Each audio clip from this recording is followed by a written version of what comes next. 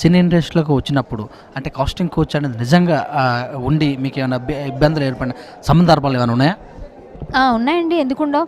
అంటే ఇక్కడ ఇండస్ట్రీలో కాస్టింగ్ కౌచ్ ఉంది అంటే నేను ఇప్పటికీ ఒప్పుకోను. ఇండస్ట్రీలే కాదు, ప్రతి దగ్గర ఉంది, ప్రతి ప్లేస్లో ఉంది.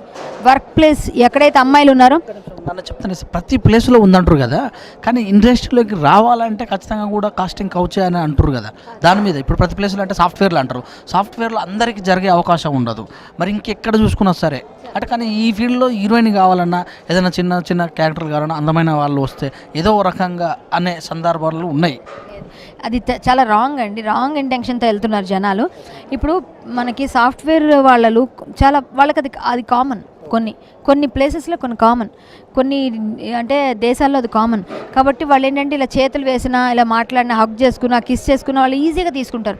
మన భారతీయులకి ఆ కట్టుబాట్లు ఉన్నాయి కాబట్టి మనకి ఇది ఎక్కువగా కనిపిస్తుంది. కానీ అలా అని చెప్పి మనం ఇది చేస్తారు చేయమని ఎవరికి నేను ఎంటర్టైన్ చేయమని చెప్పట్లేదు. ఇది బాగా తీసుకోండి, ఇలానే చేయండి అని అనను.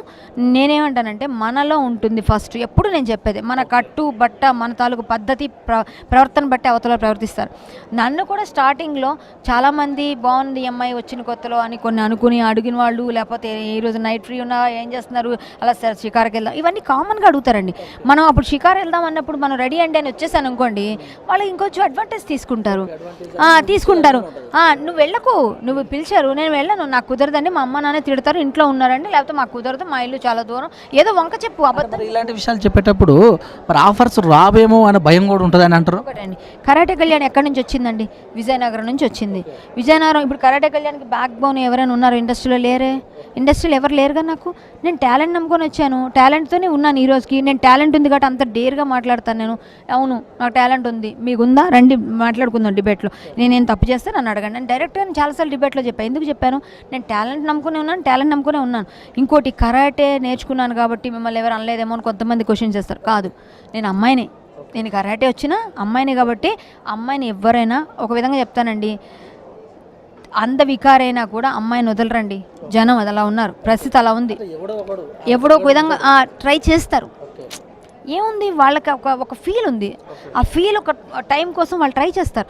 మనం ఆ టైంలో స్ట్రాంగ్గా ఉండి మనం ఎందుకు అసలు లొంగాలి, మనం ఎందుకు ట్రై చేయాలి? నీకు లేదు క్యారెక్టరు మానే, నేను ఇప్పుడు నాకు ఇండస్ట్రీలో ఇవ్వలేదు అనుకోండి, నేను హరికథ చెప్పుకుని బ్రతికేస్తానండి, నేను బ్రతుకుతాను, సింగర్గా బ్రతికిస్తానండి. లేదంటారా నేను నా అంతటి నేను క్లాసెస్ చెప్పేస్తాను, మ్యూజిక్ క్లాసెస్. ఇంకా లేదంటారా నేను పెయింటింగ్ వేస్తాను, లేకపోతే నేను అప్పడాలు ఒడియాలు చేసి అమ్మేస్తాను, నేనేం ఖాళీగా ఉండను అంటే చెప్తున్నాను. నేను నమ్మకం ఎప్పుడైతుందో, నేను ఇండస్ట్రీ తప్ప బ్రతకలేను అనుకున్నప్పుడే మీరు తప్పుకో. ఇక్కడ ఏదైనా చేయాలనుకో మీరు చేస్తారు. నువ్వు చదువుకో ఫస్ట్, నువ్వు నిలబడి నీ కాళ్ళ మీద.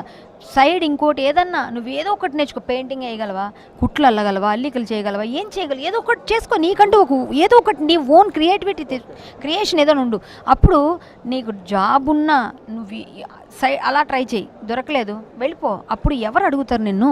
ఏ విధంగా అడుగుతారు? కాస్టింగ్ వచ్చి ఇండస్ట్రీనే ఎందుకు ఆపాదిస్తారు? ఇప్పటికీ నేను అంటుంది అదే, ఉండొచ్చు, ఎక్కడ లేదని, అన్ని దగ్గరలో ఉంటుంది.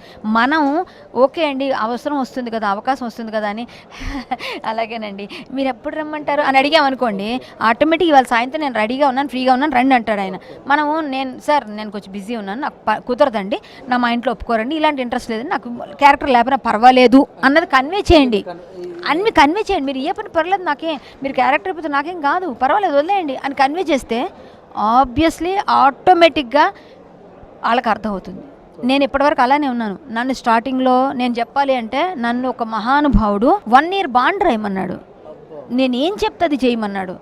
నువ్వేం చెప్తే చేయి, నేను చెప్పింది నువ్వు చేస్తే నీకు మంత్లీ 50,000 శాలరీ ఇస్తా అన్నాడు. నేను వచ్చిన స్టార్టింగ్ డేస్లో నేను అలా వెళ్ళిపోయాను. ఆ రోజు నేను రాయననంగానే ఆయన ఏమన్నాడు తెలుసా?